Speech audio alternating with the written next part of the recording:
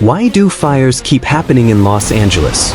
Los Angeles is known for its beautiful weather, sprawling urban areas, and stunning natural landscapes, but it also has one major issue: wildfires. These fires seem to happen more and more often, and they're getting bigger and harder to control. If you've ever wondered why fires are such a problem in LA, you're not alone.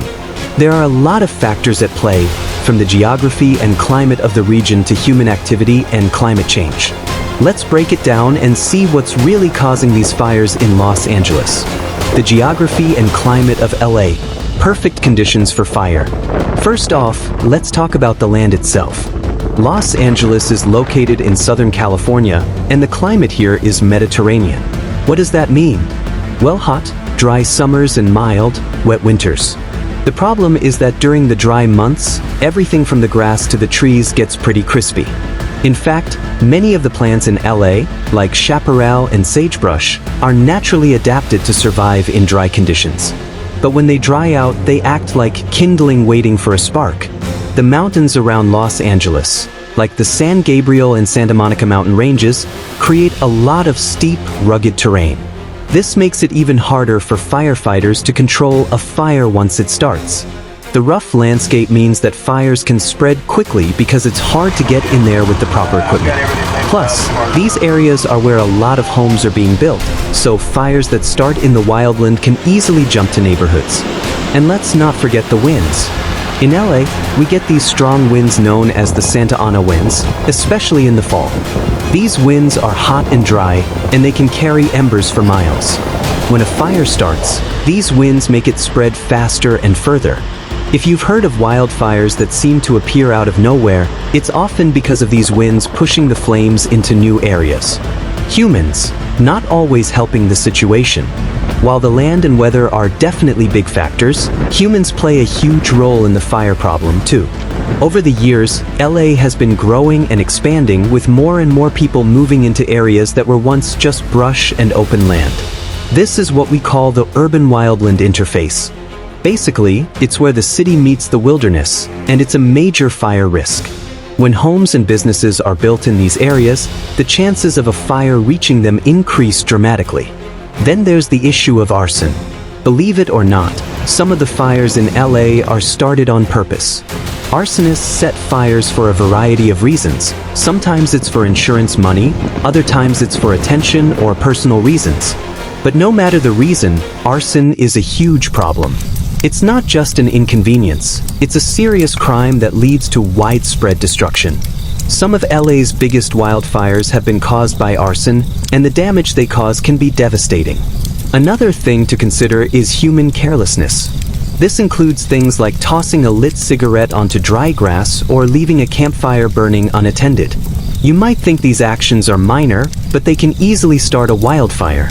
Even fireworks, which might seem harmless at a celebration, can spark a fire if they land in the wrong place.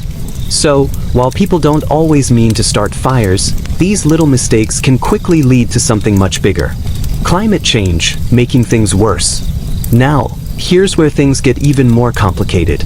As we all know, the climate is changing, and it's affecting weather patterns everywhere. In Los Angeles, this means hotter temperatures, longer droughts, and more extreme weather. The summers are getting hotter, which makes the vegetation dry out even faster, and that increases the chance of fires starting. With longer droughts, plants don't get the water they need, making them more flammable. And since droughts are lasting longer, that means more time for things to dry out and catch fire. On top of that, the Santa Ana winds, which already contributed to fires, are becoming stronger and more unpredictable because of climate change. This combination of heat, dryness, and wind is the perfect storm for wildfires. It's not just the conditions that are changing. The fires themselves are becoming more intense. Because of the higher temperatures and dry conditions, once a fire starts, it burns hotter and faster. That means the fires are harder to control, and they spread faster, threatening more homes and communities. Essentially, climate change is making an already risky situation even worse. Firefighting, an ongoing struggle. Now, let's talk about the people trying to stop the fires, the firefighters. Fighting wildfires in Los Angeles is no easy task. With the terrain being so difficult to navigate and fires spreading quickly thanks to the dry conditions and winds, it's an uphill battle. LA's fire season is also getting longer, so firefighting resources are stretched thin. Firefighters often have to call for backup from other parts of California, or even other states, just to manage the scale of the fires.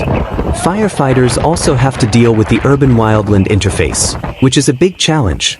Homes are often right next to forests and brushland, so when a fire starts, it can quickly jump into neighborhoods. It's a race against time to try to protect as many homes as possible before the fire spreads.